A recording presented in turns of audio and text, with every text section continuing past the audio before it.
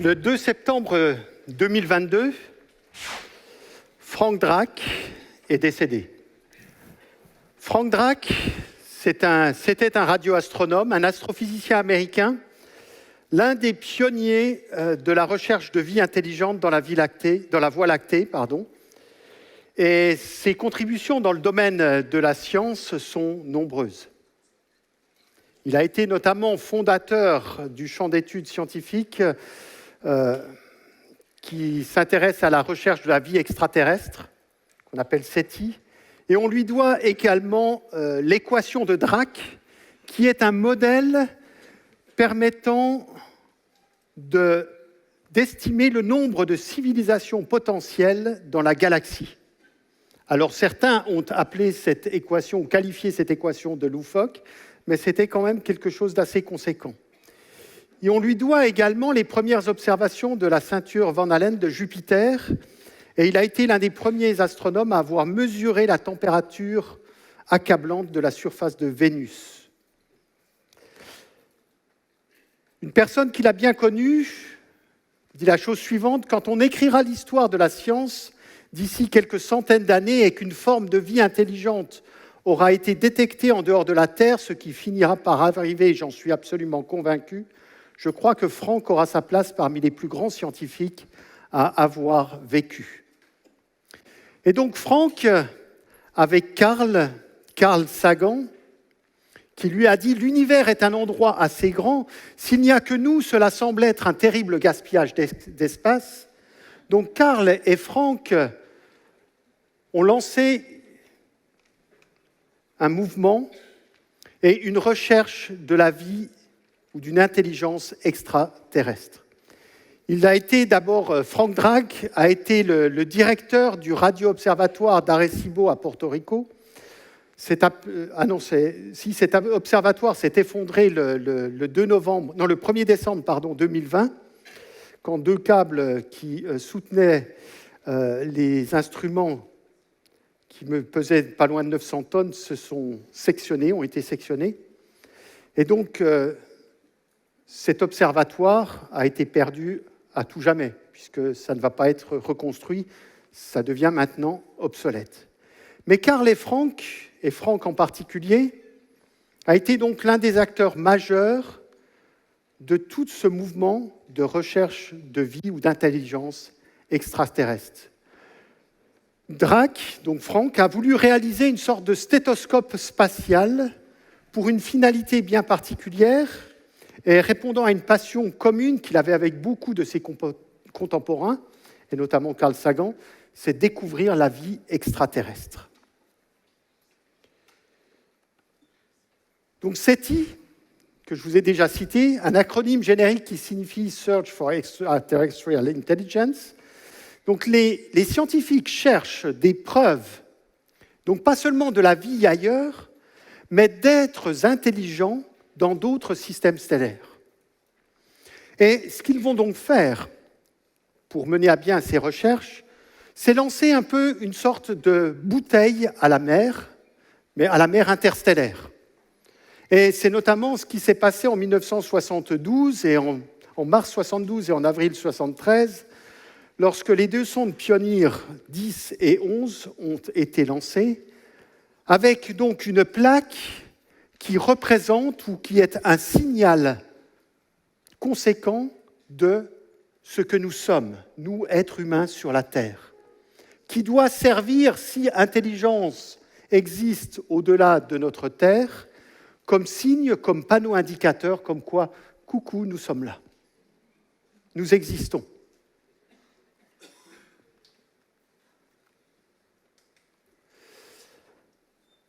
Et depuis le premier projet que Frank Drake a lancé en 1960, plus de 66 programmes d'écoute, de recherche justement d'intelligence extraterrestre ont été effectués. Peut-être même certains d'entre vous ont participé, parce qu'il y a quelques années, on pouvait mettre sous la forme d'économiseur d'écran ou veille d'écran, on pouvait mettre son PC personnel à disposition du projet SETI pour que certains travaux de calcul puissent se faire sur notre ordinateur personnel parce qu'ils n'avaient pas les capacités de computing suffisantes avec leurs grosses machines. Moi, je me rappelle, certains collègues participaient à cet effort au niveau de notre laboratoire et on voyait l'économiseur d'écran. Quand l'ordinateur se mettait en veille, ça passait sur des calculs qui étaient envoyés par SETI pour essayer de détecter cette vie extraterrestre.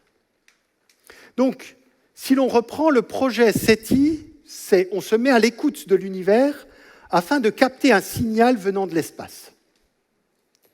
Et donc, si l'on capte un tel signal avec de l'information, ça veut dire qu'il y a un sens, un objectif, ça signifierait que ce signal vient d'un être extraterrestre intelligent.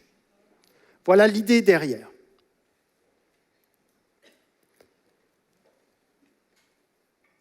Quand on voit quelque chose, comme cette plaque par exemple qui est sur Pioneer, ou comme un signal qu'on capterait de l'univers, quand on observe quelque chose, on peut justement émettre un avis. Et par exemple, face à Horseshoes aux États-Unis, on peut se demander mais quel processus peut produire une telle chose? Et ça nous semble assez évident.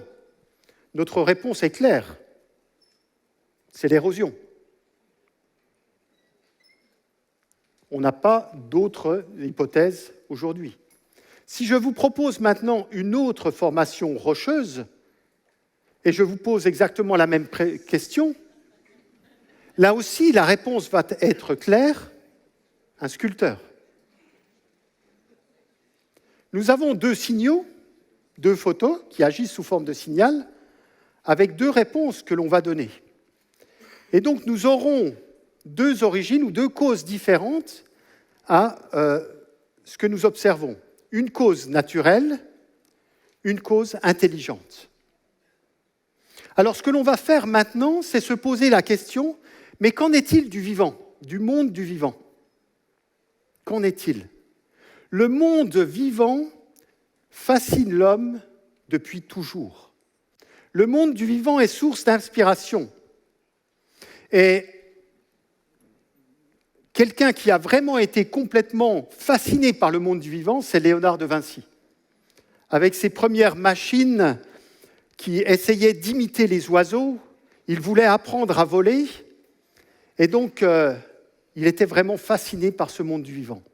Et il observait à la fois pour l'imiter, mais aussi parce qu'il voyait bien dans la nature ce signal que les oiseaux étaient construits pour voler. Et l'homme qu'il était, il n'était pas construit pour voler, mais pour d'autres fonctions. Et c'est donc Léonard de Vinci qui va nous dire « Mais va prendre tes leçons dans la nature, c'est là qu'est notre futur. » Alors aujourd'hui, ça revient à la mode, c'est d'actualité, ce retour à la nature. Et on ferait bien, je pense, de tirer les bonnes leçons de ce retour à la nature. Mais c'est vrai que la nature aujourd'hui est source d'inspiration parce qu'on a besoin d'innover à bien des égards. On a besoin d'innover et on s'aperçoit que dans la nature, il y a des choses qui sont extrêmement bien faites. Et que nous autres, êtres humains, ça nous dépasse. Alors, je ne vais pas passer l'heure qui suit à vous décrire certaines choses qui sont extrêmement bien faites, parce qu'une heure ne suffirait pas, il me faudrait au moins plusieurs mois, voire plusieurs années. Mais quand on regarde la nature, on peut par exemple être fasciné par des choses toutes simples, qui inspirent au niveau de « mais et si j'arrivais à faire ça, je pourrais réussir tel défi ». Quelque chose qui inspire les grands scientifiques aujourd'hui, les ingénieurs, c'est la toile d'araignée, la soie d'araignée toute simple, qui ne sèche jamais, qui ne moisit pas, qui n'est pas dégradée par les bactéries, qui est élastique, elle peut être étirée sur plus de 25% de sa longueur sans casser, qui est absolument extraordinaire de par sa solidité, sa légèreté, sa douceur et sa durabilité. Sa solidité parce que finalement, une toile d'araignée épaisse comme un crayon, une soie d'araignée, épaisse comme un crayon, pourrait attraper un Boeing 747 Jumbo Jet entièrement chargé d'un poids de 380 tonnes. La légèreté, oh oui, parce que finalement, si vous preniez une soie d'araignée qui fasse le tour du monde, eh bien, ce fil ne pèserait que 320 grammes. La douceur aussi, parce que c'est anti-allergène, c'est hautement respirant, ça permet de gérer l'humidité, et c'était déjà utilisé dans l'Antiquité pour les pansements et pour les bandages. Et en plus, une durabilité, oui, parce que c'est biocompatible, c'est vegan même. C'est à la mode, hein. Désolé, c'est un terme à la mode. Et c'est 100% biodégradable. Au point que même certains équipementiers sportifs se mettent à faire des sneakers qui sont directement inspirés de la soie, de la toile d'araignée, de la Biocraft. Alors, au niveau de la production, si on cherche à imiter la soie d'araignée, il y a différents moyens de produire cela. On essaye de le faire produire, par exemple, dans de lait de chèvre, en ayant modifié génétiquement les chèvres. C'est possible. On extrait certaines protéines et après, il faut faire encore un processus. Mais c'est long, ça coûte cher. Ça nous produit ce qu'ils appellent du biostyle, mais qui n'est pas aussi performant que la soie de la toile d'araignée. Mais bon, c'est possible. Ce qui est étonnant, justement, c'est que pour la soie, pour la toile d'araignée, pour une araignée, il n'y a pas besoin de prévoir des chèvres génétiquement modifiées. Non, il suffit d'un peu d'eau, de quelques mouches mortes, et l'araignée fabrique son fil. Et c'est une fabrication qui se passe à température ambiante. Au niveau pollution, ça, c'est de la durabilité. Ça, c'est de l'éco-pollution, c'est de l'éco-fabrication. Ça bluffe pas mal d'ingénieurs aujourd'hui. On ne sait pas faire ça. Et c'est présent sous nos yeux. Question qu'on peut se poser, est-ce un signal ? On pourrait parler de l'arôme. On a tous vu au moins une fois dans notre vie, chez un fleuriste, ou dans un bouquet de mariée, cette jolie plante, de l'arôme, très décorative et d'un blanc immaculé. Alors, l'arôme, c'est un genre d'environ 25 espèces de plantes de la famille des Araceae. On ne va pas se focaliser sur la famille et où elle pousse. Vous en voyez certainement pas loin de chez vous. Ce qui est intéressant, c'est de regarder un petit peu plus près le mode de fécondation, de reproduction de l'arôme. L'arôme tacheté, qu'on appelle aussi gouet ou pied de veau. Et donc, ce que vous voyez à certains moments du développement de la plante, c'est un spathe et un spadie. D'accord ? En général, c'est au cours une rosette qui surgit au mois de mai et qui va ensuite se développer. Et donc, à la fin, vous obtenez, et là, vous avez une représentation graphique sur la gauche et sur la droite, une photo de ce qui est appelé raisin de serpent. C'est finalement une grappe de baies rouges qui ne subsiste que plus tard dans la saison. Et ces baies rouges contiennent de l'oxalate de calcium, donc qui sont très vénéneuses. Donc, n'essayez pas de les manger. Donc, ce qui est particulier, je vous ai dit, c'est sa reproduction. Et donc, quand on regarde son système de fécondation, les différentes parties du système de fécondation, on fait donc une coupe à travers la plante. Vous avez donc le spathe, le spadis, si je prends le pointeur, ça irait mieux.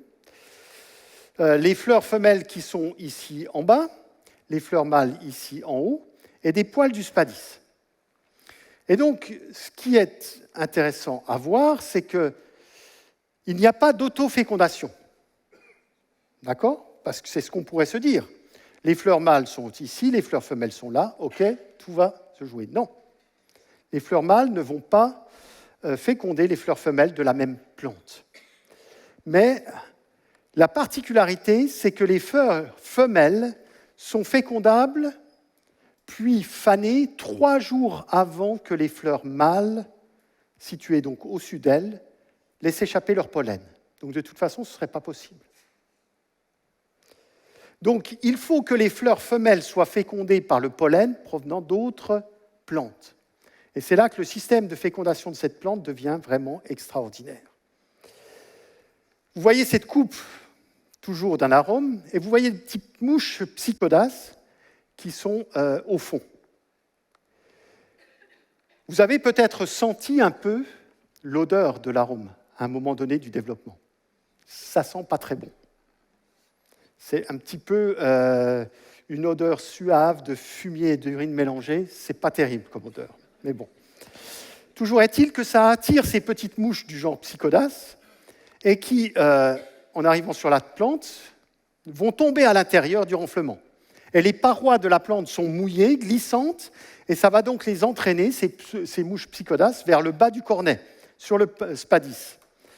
Et la particularité, c'est qu'il y a des poils, vous voyez, qui forment une nasse et qui vont empêcher les mouches de ressortir par le haut. Donc les mouches vont être obligées d'aller vers le bas de la plante. Elles vont être prisonnières involontaires et elles vont pouvoir se nourrir malgré tout à partir des parois internes qui sécrètent un liquide nourricier. Et donc, ce qui va se passer, c'est que ces mouches Psychodas vont venir d'une autre plante au préalable, chez laquelle elles auront collecté du pollen mâle. Et donc, en tombant dans le fond de cette plante-là, elles vont être avec les fleurs femelles. Elles vont donc féconder les fleurs femelles. Et les fleurs femelles donc, vont ensuite, bien sûr, ne plus être fécondables, c'est ce qu'on a vu tout à l'heure. Et les fleurs mâles vont lâcher leur pollen. Mais en même temps que les fleurs mâles vont lâcher leur pollen, les poils du spadis, ici au-dessus, vont se relâcher. Donc ce qui permet aux Psychodas, aux mouches, avec du pollen, de ressortir de la plante et d'aller féconder une autre plante.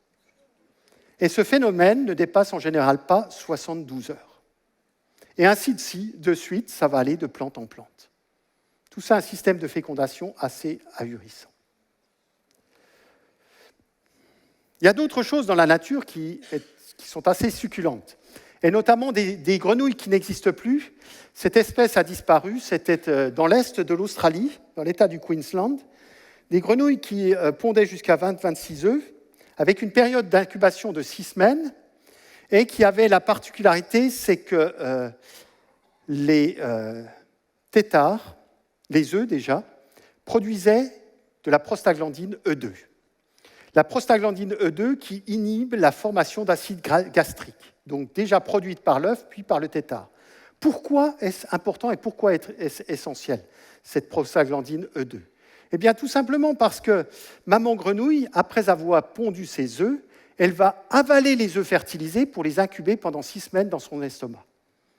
Et donc, s'il n'y avait pas de production de prostaglandine par les œufs, donc pour stopper la sécrétion d'acide gastrique, eh bien les œufs seraient tout bonnement digérés par maman grenouille.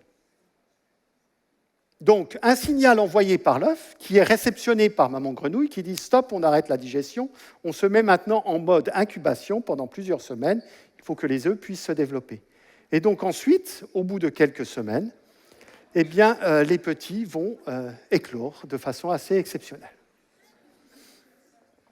Et même si besoin, le petit tétard va pouvoir replonger dans le ventre de sa maman. Alors face à des phénomènes comme ceci, nous trouvons des évidences que leur mode de reproduction ne peut pas être le résultat de simples mutations, mais le fruit d'interactions physiologiques, morphologiques et comportementales complexes. Ça, c'est Dullman qui l'écrivait dans un papier qui relatait ces grenouilles, l'histoire de ces grenouilles. Donc on voit une complexité dans le monde du vivant qui est là, mais qui ne peut pas se mettre en place petit à petit. Pourquoi ? Parce que si les œufs ne produisaient pas de prostaglandine E2, ça ne marcherait pas. S'ils produisaient, mais que la grenouille ne sait pas capter le signal et dire « Ah, c'est ça, d'accord, je dois arrêter maintenant ma production d'acide gastrique », ça ne se passerait pas bien non plus. Donc, il y a un équilibre qui est là et qui est parfait. On va plus loin sur une bactérie, puisque pendant des années, des décennies, voire des siècles, on a pensé que les bactéries, c'était des organismes vivants très simples. Mais non, c'est très complexe, les bactéries. Et on va s'intéresser, notamment, par exemple, Escherichia coli ici. Vous avez donc la bactérie qui n'est pas... ça doit faire quelques millièmes de millimètres. Et donc, ce qui nous intéresse, c'est cette partie au bout de la bactérie, parce qu'il y a un flagelle qui sort de la paroi, qui est ancré dans la paroi, et qui permet à la bactérie de se déplacer. Donc, si on regarde un peu plus près, finalement, ce que l'on découvre dans la paroi de cette bactérie, c'est un véritable moteur électrique miniature. Un nanomoteur électrique miniature. Un nanomoteur électrique constitué de plus de 40 protéines, avec plusieurs éléments, donc flagelle, manchon, rotor, stator, et même un démarreur. Et ça pose quand même question, comment un système comme ça peut arriver au cours de longues périodes de temps, simplement par hasard, et pièce après pièce. Non, tout est là et ça fonctionne, et dans ce cas-là, la bactérie peut se déplacer, mais si rien n'est là, ou seulement une partie, ça ne marchera pas. Oups, pardon. Je voulais juste vous montrer ce petit moteur qui tournait, de façon quand même assez incroyable. Alors, ce moteur qui tourne permet à la bactérie de se déplacer à une vitesse de 35 fois sa longueur par seconde. On va traduire ça en termes compréhensibles tout à l'heure. Donc, une petite bactérie qui a un moteur électrique qui fait rêver beaucoup aujourd'hui. Pourquoi? Parce que quelques millièmes de millimètre de longueur, 0,5 micromètres en moyenne, une vitesse de déplacement, je vous l'ai cité, puissance du moteur, 13 600 watts par kilogramme, et puis une vitesse de rotation du flagelle quand même de 60 à 100 000 tours par minute. Simplement, si vous regardez, les moteurs de Formule 1, ils tournent environ à 15 000 rotations par minute. Les moteurs thermiques, ils sont 46 fois moins puissants que le flagelle de la bactérie, enfin que le moteur à l'origine du flagelle de la bactérie. Et l'équivalent de vitesse, si vous voulez essayer de courir aussi vite que la bactérie se déplace, il faudrait que vous puissiez faire du 220 km/h. Ben oui, 35 fois la longueur par seconde. Vous pouvez toujours y aller. Donc, quand même assez incroyable. Et tout cela, très petit. On nous a souvent parlé que la cellule, et Darwin, bien sûr, voyait la cellule comme un simple globule homogène. Et l'on sait maintenant que, eh bien non, la cellule n'est pas un simple globule homogène, mais qu'une cellule, c'est comme une usine avec une tête pensante qui s'appelle le noyau. C'est le chef de la cellule qui va contrôler tous les processus cellulaires, tous les processus de vie. C'est l'encyclopédie du vivant qui est aussi située à l'intérieur de ce noyau sous la forme de filaments d'ADN. Donc une cellule, ce n'est pas homogène et simple, non, c'est complexe, et c'est encore plus complexe que ce que l'on sait aujourd'hui. Avec, je vous l'ai dit, dans le noyau, donc ici, dans ce noyau, l'ensemble de l'encyclopédie du vivant, donc l'ensemble des instructions pour coder l'ensemble des recettes de cuisine pour le vivant, si vous voulez. Donc le génome, c'est l'encyclopédie du vivant, l'ensemble du matériel génétique. Alors le génome, ça ne paye pas de mine. Vous voyez, c'est comme un petit bout de papier, de mouchoir en papier un petit peu trop vieux, quelques filaments, et pourtant ça, c'est du génome, c'est de l'ADN. C'est de l'ADN, et donc, moi, je vais vous montrer que c'est quand même impressionnant. L'ADN contient des recettes de cuisine, les recettes de cuisine du vivant. Et donc, je vous ai parlé, peut-être vous en avez entendu parler, de gènes, de protéines. Ce qu'il faut savoir, c'est que sur l'ADN, il y a des recettes de cuisine qu'on appelle gènes. Ça représente à peu près 1,5% de l'information. Une majorité de l'information, on nous dit, c'est du non-codant. On a appelé pendant longtemps du junk DNA ou de l'ADN poubelle. Mais ces gènes, donc, permettent la production de protéines. Donc, un gène pour une protéine bien particulière, pas non plus aussi simple aussi. Par exemple, le gène 1, là, codant pour un lactase, un enzyme qui va permettre de couper en morceaux les sucres du lait, etc., etc. Ce n'est pas l'objet de mon topo cet après-midi.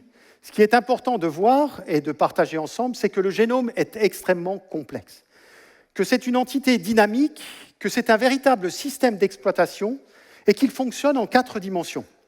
Donc ça nous dépasse, et peut-être il y en a d'autres. 4 dimensions. La première dimension, c'est ce qui est écrit, vraiment. Vous voyez, comme vous ouvrez une encyclopédie, l'encyclopédie du vivant, c'est écrit, donc il y a des suites de lettres. Voilà, toutes simples. Donc des suites de lettres avec un langage bien particulier qu'on a commencé à décoder et à voir en détail hier. Donc des suites de lettres A, T, G, C, 4 lettres, avec lesquelles on forme des mots de 3 lettres, et on va écrire des phrases qui constituent donc les recettes de cuisine. Simplement, le génome contient quand même beaucoup de lettres, puisque si vous vouliez commencer à lire le génome, à la vitesse d'une lettre par seconde, 24 heures sur 24, 7 jours sur 7, il vous faudrait plus de 100 ans. Mais même ça, ce n'est pas l'important. Ce qui est assez ahurissant, c'est le fait que ce soit compacté, cette encyclopédie du vivant est compactée à l'intérieur d'un noyau d'une cellule. Et que vous avez ça dans chacune de vos cellules, sauf les globules rouges. Et sinon, dans chacune de vos cellules, vous avez l'encyclopédie du vivant. Et donc, c'est compacté, ici, c'est imagé un petit peu, c'est compacté sous une forme qui fait rêver, bien sûr, tous ceux qui travaillent avec le stockage de l'information. Et là non plus, on ne va pas s'attarder sur les détails, mais simplement pour vous dire, regardez les médias dans les jours, les semaines, les années à venir, vous allez voir que l'ADN va remplacer les disques durs. C'est tout simple. Pourquoi ? Eh bien parce que l'ADN permet une densité d'information beaucoup plus conséquente que n'importe quel disque dur ou flash drive qui peut exister aujourd'hui. Vous savez, le premier disque dur qui a été commercialisé, c'était en 1956. C'était un modèle 350 Ramac, d'une taille de 1,50 m sur 1,80 m, qui pesait plus d'1 tonne. Et c'était finalement un petit ensemble de 50 disques avec une capacité de stockage de 3,75 MB. Vous avez mieux maintenant sur n'importe quel smartphone. Et vous l'avez dans votre poche. Donc, on a fait des progrès ahurissants au niveau de l'électronique, de l'informatique. Mais je vous dis que ces progrès, ce sont du pipeau par rapport à ce qui se passe au niveau de l'ADN. Parce que la quantité d'ADN, le concentré d'informations, c'est 3 milliards de caractères que l'on a sur une molécule qui ne fait pas plus, si on mettait tous les chromosomes bout à bout, de 1,70 m à 2 mètres de longueur sur un diamètre de 2 nanomètres.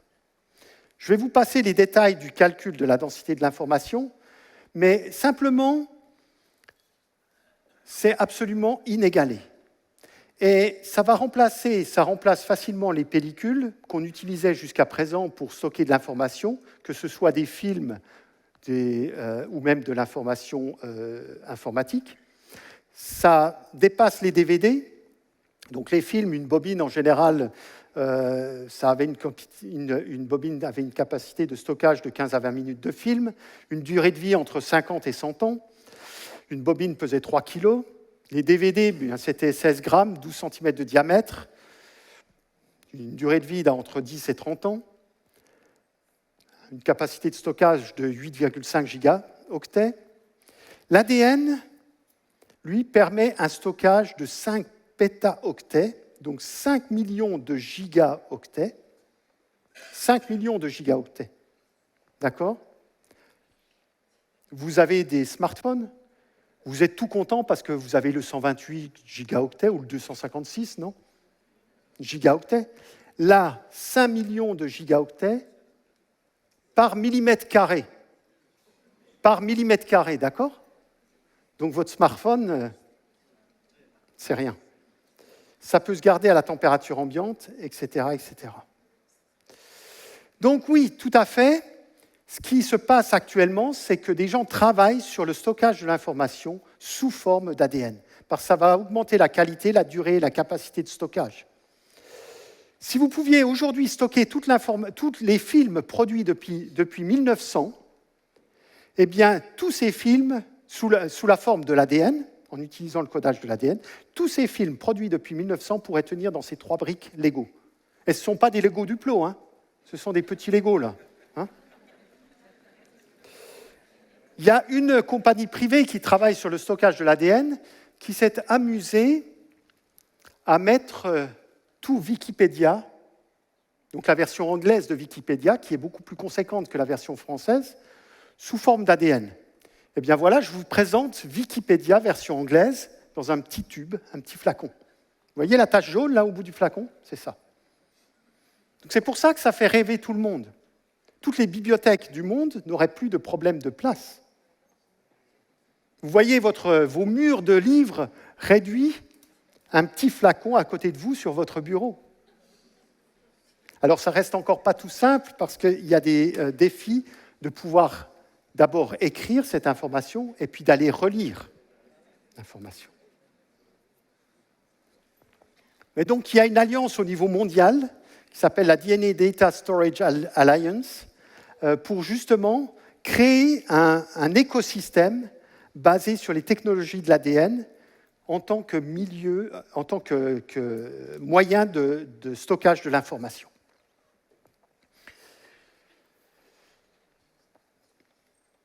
Donc, je vous ai parlé là, on n'en est qu'à la première dimension du génome. Hein. On revient sur Terre un petit peu, on a été rêvé dans les étoiles sur le futur et le futur du stockage de l'information.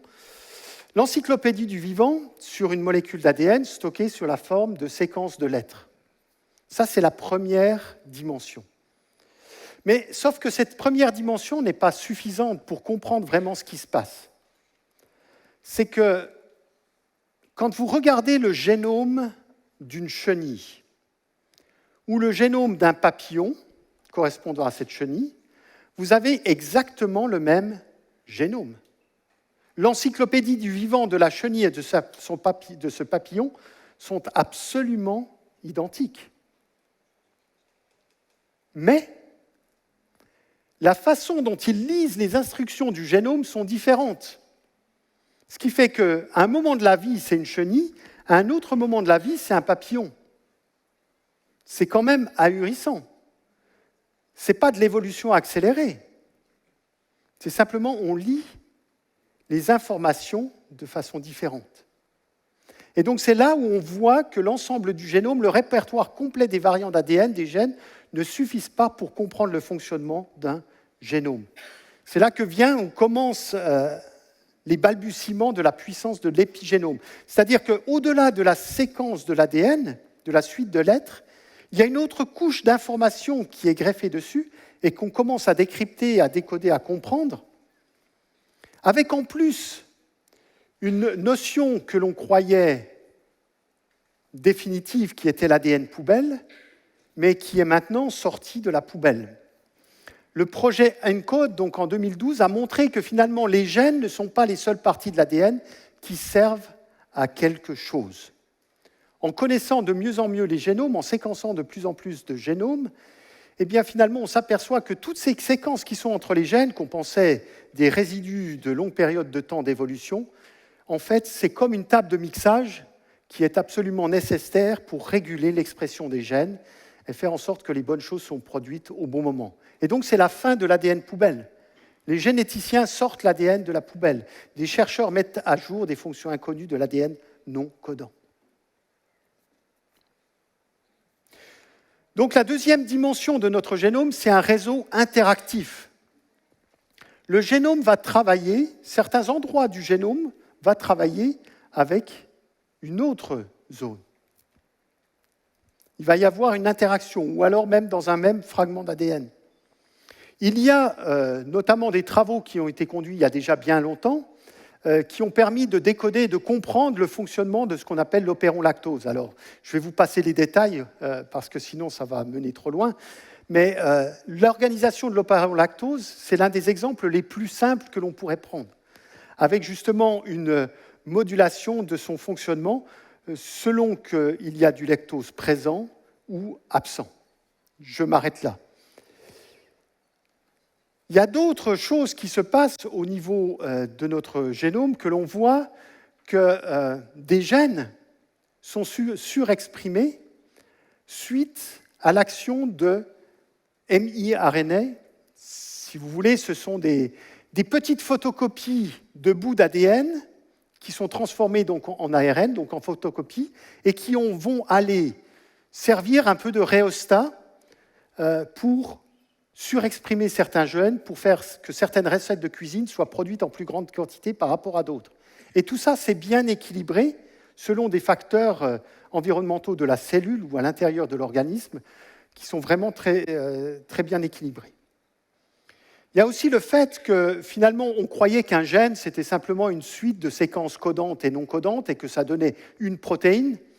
Et on s'aperçoit que, ah mince, non, un gène finalement, il peut se lire de différentes façons et que si vous avez une alternance, enfin si vous avez différents endroits dans le gène, par exemple en haut, exon 1, 2, 3, 4 et 5, qui sont des séquences codantes, donc normalement qui doivent contribuer à produire une recette de cuisine à la fin, une protéine, eh bien, il y a des fois, lors de la photocopie, et selon des conditions bien établies, il y a des fois ce qu'on appelle un épissage alternatif, et donc le fait que, finalement, dans un cas, il y a toutes les régions codantes, 1, 2, 3, 4, 5, qui sont présentes, et ça va donner une protéine, nommons-la A. Dans d'autres cas, c'est juste 1, 2, 4, 5 qui est présent, ou 1, 2, 3, 5, et là, ça va donner une autre protéine.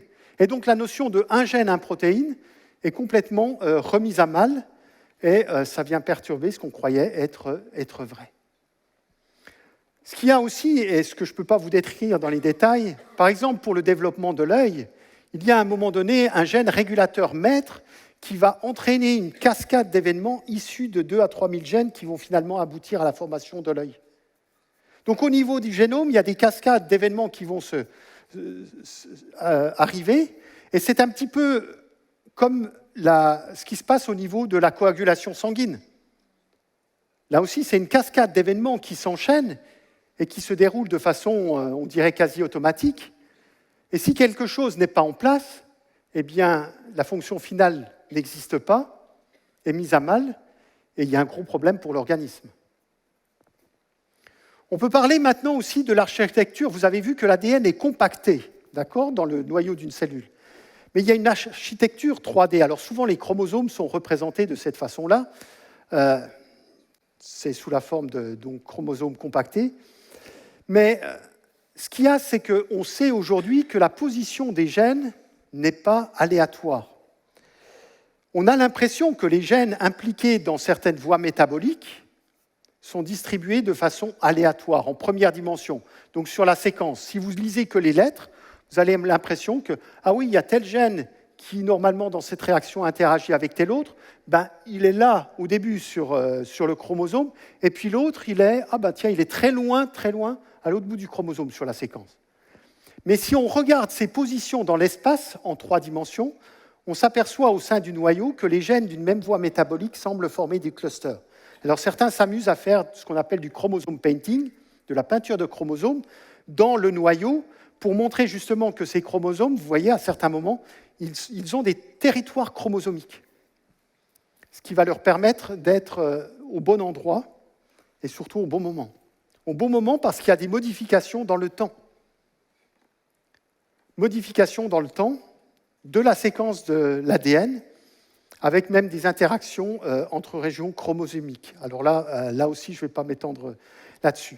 Mais on voit même, et on démontre, que suivant l'alimentation, on peut agir sur non pas la séquence première, la première dimension de la séquence d'ADN, mais sur la couche additionnelle d'informations, c'est-à-dire l'épigénétique. Et donc, on va pouvoir, l'épigénétique, c'est une méthylation de l'ADN, ou d'autres phénomènes au niveau de l'acétylation des histones, etc. Mais au niveau de la méthylation de l'ADN, on sait que l'alimentation peut jouer un rôle. On sait aussi que, par exemple, le fait de fumer peut aussi jouer un rôle. Et donc, il y a des données qui permettent de montrer ça, qui vont faire que finalement, si vous avez de l'ADN qui n'est pas méthylé, comme ici en haut, alors il faut que je reprenne le pointer, pardon, comme ici en haut, si l'ADN n'est pas méthylé, il est beaucoup plus accessible, vous voyez, il est relâché, et donc le gène va être allumé, il va pouvoir être lu et copié. Mais par contre, si la région d'ADN, si la zone est méthylée, ça va être beaucoup plus compacté, et il y aura donc pas, l'ADN ne sera pas accessible et le gène va être éteint. Donc des phénomènes on commence à les décrire, mais qui sont assez remarquables. Donc, 4 dimensions. Le génome est complexe, dynamique, un véritable système d'exploitation et qui fonctionne en 4 dimensions. Et certains disent, à propos du génome, le génome est à la base d'une chorégraphie chromosomique sophistiquée impliquant des milliers de différents acteurs, séquences d'ADN, ARN et protéines, etc. Quand des informaticiens regardent l'ADN, eh bien, ils disent la chose suivante. L'ADN est comme un programme d'ordinateur, mais de très loin plus avancé qu'aucun logiciel jamais créé. Windows 11 maintenant, non? Windows 11, c'est du pipeau à côté du logiciel qui est sur l'ADN, du fonctionnement. Et certains se sont même amusés à comparer le génome à un système d'exploitation. C'est notamment ce papier dans PNAS, où là, ils ont pris Escherichia coli, toujours un génome relativement simple, la bactérie. Et donc, ils ont comparé la régulation de la transcription chez Escherichia coli. Alors, je vous admets, vous n'allez pas comprendre, c'est tout des traits, non? Dans tous les sens, c'est du gribouille-gris. On va essayer d'expliquer. Et ils ont comparé ça au système d'exploitation Linux. Donc vous voyez, vous avez des choses à gauche, E. coli, c'est ce que fait la bactérie, et vous avez à droite Linux. Alors vous voyez qu'il y a des choses communes, il y a du jaune, il y a du mauve et il y a du vert. D'accord? Là-dessus, on est d'accord. Alors, ce qu'il faut comprendre, c'est que ce qui est en jaune, donc en haut, ça correspond à des switch, des interrupteurs de contrôle qui vont lancer des signaux à des opérateurs intermédiaires ou des phénomènes intermédiaires. Donc, ils vont avoir un output, un effet. Donc, nous voyons, par exemple, pour Escherichia coli, quelques signaux d'origine vont lancer quelques effets qui vont ensuite avoir provoqué quelque chose de conséquent en vert. Donc on va voir un peu et un peu va permettre de faire beaucoup. Vous voyez en vert. Avec Linux, il faut beaucoup de switches au départ qui vont lancer beaucoup d'étapes intermédiaires, mais qui va produire finalement en output un nombre très limité. Donc en comparant simplement ces deux choses, on s'aperçoit que la bactérie est beaucoup plus performante que le système d'exploitation, même Linux. Simplement sur une petite partie. Alors d'autres se sont amusés de modéliser une autre bactérie, Mycoplasma genitalum. Pourquoi cette autre bactérie? Parce que c'est une des bactéries les plus simples, avec seulement 525 gènes. Et simplement pour modéliser l'une des bactéries les plus simples, alors que Escherichia coli, elle en a 4300 gènes, eh bien, ils ont utilisé 128 ordinateurs pour modéliser ce qui se passe à l'intérieur d'une seule petite bactérie. Ça remplit quand même pas mal de place dans un laboratoire. Et ça a pris environ 10 heures pour ces 128 ordinateurs pour générer les données de 25 catégories de molécules que vous avez ici sur ce schéma. Donc 128 ordinateurs ne sont même pas à la hauteur d'une simple petite bactérie. Et donc en voyant tous ces exemples du vivant, on peut se demander, mais est-ce qu'il n'y a pas là un signal ? Est-ce que le signal est une origine naturelle ou une origine intelligente? Est-ce qu'il n'y a pas la trace d'une intelligence? Avec en plus un problème, c'est que je vous ai dit, l'ADN va être photocopié, c'est l'ARN, et va ensuite donner de la protéine. Le problème, c'est que pour que l'ADN fonctionne et soit répliqué, il faut qu'il y ait des protéines autour. Pour l'ARN, c'est la même chose. Et donc, c'est un petit peu un cercle vicieux, on ne sait pas par quoi commencer. s'il y a une origine à partir du hasard, mais qui était au départ? Alors certains disent oh, c'est l'ARN parce que c'est la molécule la plus simple. Sauf qu'on est incapable de montrer quelque chose qui fonctionnerait qu'avec de l'ARN, sans protéines autour et aussi après sans ADN. Et pourtant, on nous dit, mais si, tout s'est formé par hasard. Et on essaye de le vulgariser et de le diffuser, notamment en 2004. Il y a eu le film Genesis qui nous apportait l'histoire de la création du monde racontée par un griot. C'est assez succulent parce que, quand vous lisez, je ne veux pas vous lire tout, mais au commencement des commencements, à l'origine des origines, il n'y avait rien. C'est un petit peu ce qu'on nous dit aujourd'hui. Donc on essaye de le vulgariser, que ça passe mieux. Et puis, à un moment donné, on nous dit la vie, elle, prend la loi du temps à rebrousse-poil, elle se construit, croît et embellit dans un monde où tout court vers un plus grand désordre. Elle fuit le calme et la tranquillité des inanimés et avance comme un funambule en équilibre sur son fil, repoussant sans cesse l'échéance. Mais on ne peut indéfiniment échapper à la flèche du temps, c'est défendu. Vous savez, pour évoquer l'origine de la vie, les biologistes doivent déployer toutes les ressources de leur imagination. C'est François Jacob qui l'a dit dans un livre, « Qu'est-ce que la vie ?» en 2000. Et aujourd'hui, quelle origine pour la vie? Bien, on continue à nous dire que la vie s'est formée par hasard au cours de longues périodes de temps, ou alors on repousse le problème vers une autre planète. On gagne du temps peut-être. Quand on considère l'origine de la vie, toujours François Jacob, il faut admettre qu'en quelques 8 ou 900 millions d'années, des milliers d'événements, chacun fortement improbable, se sont succédés pour permettre le passage d'une Terre sans vie à la vie, d'un monde à ARN, puis à un monde à ADN. De toute évidence, une pareille histoire paraît aux non-initiés aussi difficile à accepter que la création racontée par la Bible. Je vous laisse apprécier. Par le jeu du hasard, dit André Braque, un certain nombre de molécules s'auto-organisèrent et formèrent une structure chimique capable d'assembler d'autres molécules pour générer une deuxième structure à son image, transmettant ainsi le plan de montage. De façon ultra-naturelle, donc il n'y aurait aucune intelligence, et surtout, il y aurait à un moment donné le passage de la non-vie à la vie, ce qui, pour Louis Pasteur, pose quand même problème, vu tout le travail qu'il a fait. Alors, ce qui est quand même étonnant, c'est que quand on observe le vivant, comme on a vu, et de façon très incomplète, on s'aperçoit que quand même la biologie est l'étude de choses complexes, donnant l'impression d'avoir été faite avec un objectif. Ce n'est pas moi qui le dis, c'est Richard Dawkins, qui est quand même un évolutionniste et un athée assez convaincu.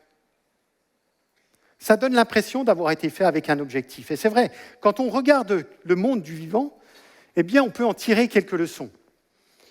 Juste par des citations, là aussi, de personnes qui croient dur comme fer à l'évolution. Les nanostructures élaborées par le vivant excitent notre imagination par leur beauté et l'intelligence qu'elles révèlent.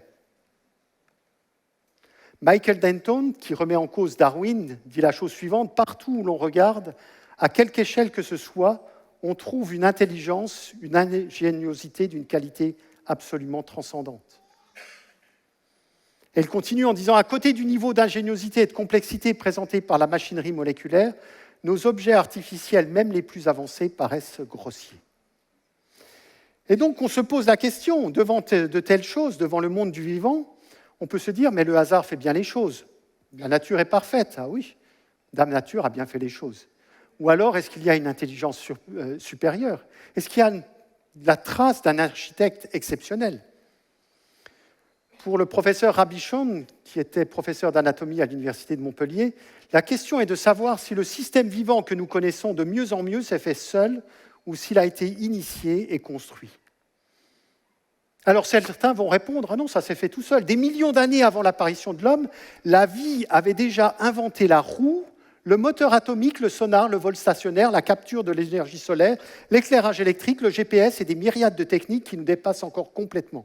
Cicatrisation, reproduction, congélation, suivi de réanimation, des cerveaux dont chacun des milliards de neurones est bien davantage qu'un univers informatique.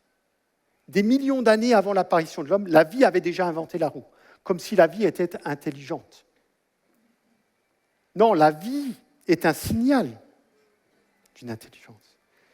Mais au fil des mutations, en passant à travers le redoutable filtre de la sélection naturelle, cette espèce, qui était citée dans ce livre, a résolu des problèmes d'une incroyable complexité et aux solutions souvent antagonistes. Le papier laisse écrire n'importe quoi, des fois. Quand on prend le temps de considérer toutes ces choses, d'analyser, de réfléchir un peu, eh bien, on s'aperçoit que l'analyse technique de quelques bioprogrammes spectaculaires donne à penser que le système de la vie n'a pu émerger et se poursuivre dans cette étonnante biodiversité sans qu'il existe un programme. Un programme.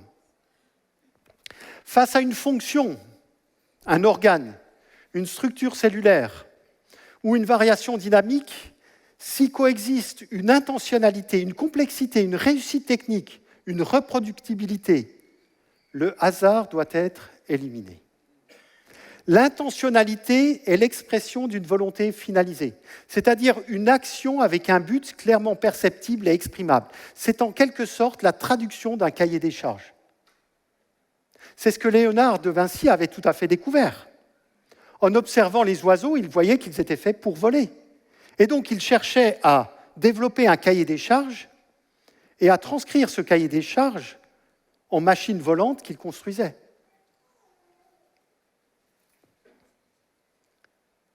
Pour Lévotine aussi, les formes de vie ont des morphologies, physiologies et comportements qui ont l'apparence d'avoir été conçus d'une manière soignée et astucieuse. Soignée et astucieuse. En plus, il y a du soin là derrière. Ce n'est pas seulement du brut, ce n'est pas seulement un fonctionnement comme ça, ok, ça fonctionne, non.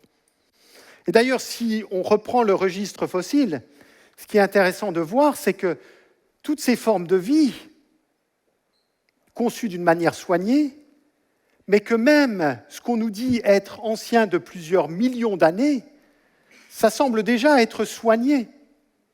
Ce n'est pas des animaux ou plantes en devenir qui sont à moitié faites, non. L'éphémère est 100% éphémère, la libellule est 100% libellule, même la libellule fossilisée de 135 millions d'années. Le sélacanthe est 100% sélacanthe.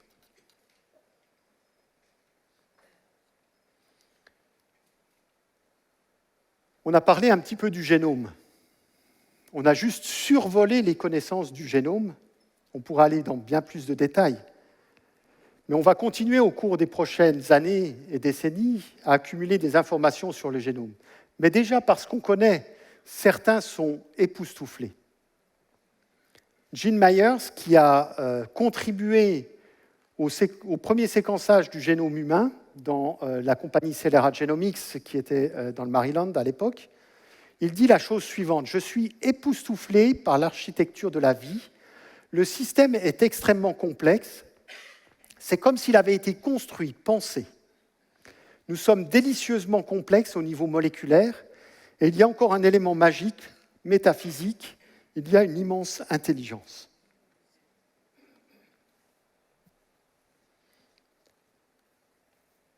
À l'évidence, nous dit Pierre Rabichon, il faut beaucoup d'intelligence et de puissance pour pouvoir non seulement concevoir, mais réaliser aussi bien l'infiniment petit que l'infiniment grand du cosmos. Et donc il est tout à fait clair, avec les progrès de la science, nous découvrons de plus en plus de choses. Nous pouvons aller voir dans l'infiniment petit, nous pouvons commencer à disséquer certains systèmes qui nous étaient inabordables jusqu'à présent. Et ce que l'on voit, c'est, comme le révèle la science moderne, c'est que la vie est un phénomène transcendant qui se situe au-delà du quantitatif, au-delà de la mesure. Elle relève du royaume de Dieu, bien au-dessus du bricolage des mortels humains et de leur technologie appartenant à un monde fini. Et Arnaud Penzias, qui a été prix Nobel de physique en 1978, lui dit « En l'absence d'un accident absurde et improbable, les observations de la science moderne semblent suggérer à la base un plan surnaturel. » Donc quand on regarde le monde vivant, quand on regarde ce qui nous entoure, eh bien, si on faisait la même expérience que nos chers collègues qui ont mis sur point SETI, donc à envoyer des signaux dans l'univers ou à essayer d'écouter les signaux venant dans l'univers, on pourrait s'apercevoir que le monde vivant aujourd'hui parle, nous donne un signal. Le monde parle. Et il y a une citation de Victor Hugo qui me fait beaucoup réfléchir, parce que déjà en 1970, Victor Hugo disait la chose suivante: « C'est une triste chose de songer que la nature parle et que le genre humain n'écoute pas. » C'est vrai, la nature parle. Et Victor Hugo n'est pas le seul à dire que la nature parle. Un livre mondialement connu affirme également que la nature parle. Quand nous ouvrons la Bible dans Romains 1, verset 20, il est écrit « Depuis la création du monde, les œuvres de Dieu parlent à la pensée et à la conscience des hommes de ces perfections invisibles. Quiconque sait regarder peut y décerner clairement sa divinité et sa puissance. » Savons-nous regarder? Savons-nous partager? Savons-nous discerner? Dans Job, il nous est même dit, mais on est encouragé à faire de la science. Interroge donc les bêtes, elles t'enseigneront. Les oiseaux, ils te l'apprendront. On parle à la terre, elle t'enseignera. Et les poissons de la mer te le raconteront. Qui ne reconnaît pas chez eux la preuve que c'est la main de l'Éternel qui a fait tout cela? Quand vous regardez, quand vous observez le monde du vivant, vous allez être bluffé. Parce que vous allez réaliser que c'est tellement complexe qu'il y a bien une intelligence là derrière. C'est d'ailleurs ce que les évolutionnistes reconnaissent. Et donc, quand on regarde des choses relativement simples, comme par exemple la fécondation de l'arôme, on peut voir ça de deux façons. On peut être admiratif devant la merveilleuse intelligence de l'arôme par la manière dont il a mis au point son incroyable système de fécondation. L'autre chose, c'est on ne peut être qu'admiratif devant la merveilleuse intelligence du Créateur qui nous a fait connaître sa puissance au travers des ouvrages de sa création, qui a optimisé les choses et qui nous donne un exemple d'interaction entre une petite mouche, Psychodas, et une simple plante, et qui nous permet de jouir de ces belles plantes, peut-être pas des odeurs, mais bon, de ces plantes, au moins de ces fleurs à certains moments de leur développement. Et donc, si on commence à lire ce livre de la nature que Dieu a placé sous nos yeux, et à observer et à reconnaître ces signaux, on va s'apercevoir que finalement, bien, la science nous conduit au Créateur. Et que l'on reconnaît, que l'on observe un Créateur hors pair. Et on a vu juste quelques petits exemples qui nous montrent que finalement, ce Créateur hors pair, il n'a jamais pris de cours de C++, de Java, de Perl, de Python ou quelque autre langage de programmation. Mais il est expert en programmation. L'information au sein d'une cellule le prouve. Et que si nous prenons le temps de mieux le connaître par la nature, nous allons le découvrir en tant qu'architecte, ingénieur aéronautique, biologiste hors pair, prix Nobel de physique, de médecine, de chimie, médaille d'argent du CNRS, grand spécialiste des nanotechnologies, et bien d'autres choses encore. Si nous lisons le livre de la nature, c'est ce que nous allons découvrir. Mais ce qui est encore plus merveilleux, c'est de savoir et de voir que dans le livre écrit qu'il nous a communiqué, dans la Bible, eh bien, nous pouvons avoir cette certitude que ce Créateur merveilleux s'intéresse à nous aujourd'hui. Et donc savoir qu'un tel Créateur existe, qu'il a eu le premier mot de l'histoire, qu'il aura le dernier mot de l'histoire de notre monde, pourtant bien mal en point et bousculé de toutes parts, eh bien, cela change la façon dont je peux vivre ma vie ici-bas aujourd'hui. Merci de votre attention.